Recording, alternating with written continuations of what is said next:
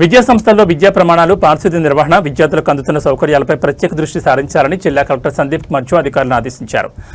కొడకండ్లలో గల కస్తూర్బా గాంధీ బాలికల విద్యాలయం, మోడల్ స్కూల్, బాలికల వసతి గృహాన్ని జిల్లా కలెక్టర్ సందీప్ కుమార్ ఆకస్మిక తనిఖీ నిర్వహించారు.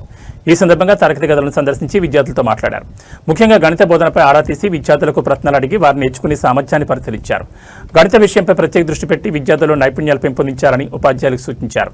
అనంతరం మధ్యాహ్న భోజనాన్ని పరిశీలించి ఆహారం నాణ్యత, రుచి, మెను అమలుపై విద్యార్థులను అడిగి తెలుసుకున్నారు. విద్యార్థులకు పోషకాహారం అందేలా చర్యలు తీసుకోవాలని ఆదేశించారు. వసతి గృహంలోని గదులు, వంటశాల, భోజనశాల పరిసరాలను పరిశీలించిన కలెక్టర్ పారిశుద్ధ్య నిర్వహణ సక్రమంగా ఉండాలని సూచించారు. మరుగుదొడ్లను తనిఖీ చేసి వాటిని ఎల్లప్పుడూ పరిశుభ్రంగా ఉంచాలని ఆదేశించారు. స్కావెంజర్ అందుబాటులో ఉన్నారా లేదా అనే విషయాన్ని ఆరా తీశారు. విద్యార్థులందరికీ పాఠ్యపుస్తకాలు అందాయా లేదా అని తెలుసుకుని విద్యార్థులందరికీ పుస్తకాలు అందించాలని సూచించారు. విద్యార్థులకు ఏమైనా సమస్యలు ఎదురైతే నేరుగా తనను సంప్రదించాలని తెలిపారు.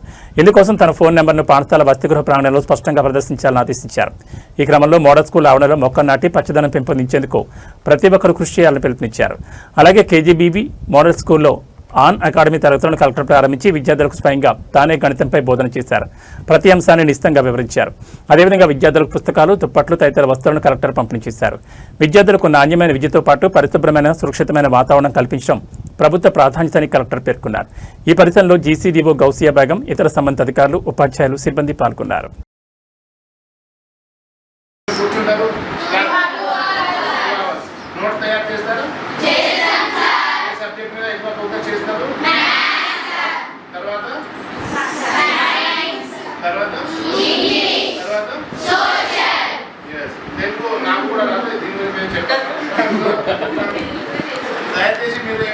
Right? So we will study in class after 10. So we will study after 10. We totally understand this part. Got it? So अभी अपने को ये समझना नहीं है. बस मैं I am just counter the letter like we are going to use only rectangle.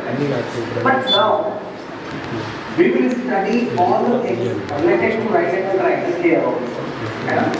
So మీ అమ్మ నాన్న పేద తరగతి లేకపోతే మధ్య తరగతి నుంచి ఉంటారు కదా. కానీ వాళ్ళకి ఆ పేద తరగతి లేకపోతే మధ్య తరగతి నుంచి బయట తీసుకురావాలంటే అది మీ చేతిలో ఉంటుంది. మీరు ఇప్పుడు మంచిగా చదివితే ఏమవుతుంది అంటే రేపు మంచి లాయర్ కానీ, ఇంజనీర్ కానీ, డాక్టర్ కానీ మీరు కావచ్చు. తర్వాత మీరు మంచిగా సంపాదిస్తే ఫ్యామిలీ కూడా ఎంజాయ్ చేస్తారు. ఇప్పుడు వాళ్ళు కష్టపడుతున్నారు కదా, మీకు ఇక్కడ పంపి సో మీరు పెద్ద అయితే వాళ్ళకి మీరు మంచి ఆనందం ఇవ్వాలి. ఓకే, సో అది ఎట్లా వస్తుంది? అది చదువుతో వస్తుంది. చదువు తప్ప ఏదైనా వేరే మార్గం లేదు. అర్థమైంది? మా అమ్మ నాన్న కూడా అట్లా ఉంటారు. మా అమ్మ నాన్న ఆర్మీలో ఉంటారు. కానీ నేను కూడా అది నాకు ముందే అర్థమైంది. మనం చదివితేనే మా అమ్మ నాన్నకి మనం తర్వాత హెల్ప్ చేయవచ్చు, వాళ్ళకి మంచి రోజు చూపించుకోవచ్చు. ఓకే.